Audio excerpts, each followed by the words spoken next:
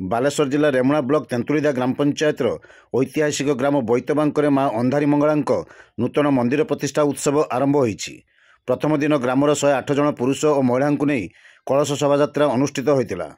ମାଙ୍କ ଆସ୍ଥାନରୁ କଳସ ନେଇ ପୁଣ୍ୟତୟା ସୋନ ନଦୀର ମହାଦେବପାଳ ଘାଟ ପର୍ଯ୍ୟନ୍ତ ସଂକୀର୍ତ୍ତନ ମଣ୍ଡଳୀ ସହ ଶହ ଶହ ଗ୍ରାମବାସୀ ଚାଲି ଚାଲି ଯାଇଥିଲେ।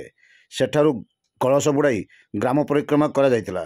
ପରେ କ୍ଷତ୍ରିୟ ବ୍ରାହ୍ମଣମାନଙ୍କ ଦ୍ୱାରା ଅଧିବାସ ଓ ପୂଜା କାର୍ଯ୍ୟ ଆରମ୍ଭ ହୋଇଛି।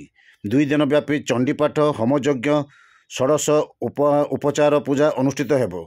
ପରେ ଗ୍ରାମ ତଥା ଆଖପାଖ ଅଞ୍ଚଳର ଶହ ଶହ ଶ୍ରଦ୍ଧାଳୁ ପ୍ରସାଦ ସେବନ କରିବେ। 2 ଦିନ ବ୍ୟାପୀ ଅଖଣ୍ଡ ନାମ ସଂକୀର୍ତ୍ତନ ଅନୁଷ୍ଠିତ ହେବାର କାର୍ଯ୍ୟକ୍ରମ ରହିଛି। ପୂଜକ ଭାବେ କରୁଣାକର ଦାସ, ଚନ୍ଦ୍ରକାନ୍ତ ରଥ ଓ ଅକ୍ଷୟ କୁମାର ପଣ୍ଡା ପୂଜା କାର୍ଯ୍ୟ ସମ୍ପାଦନ କରୁଥିବା ବେଳେ ସମସ୍ତ ଗ୍ରାମବାସୀ ପୂର୍ଣ୍ଣ ସହଯୋଗ କରିଛନ୍ତି।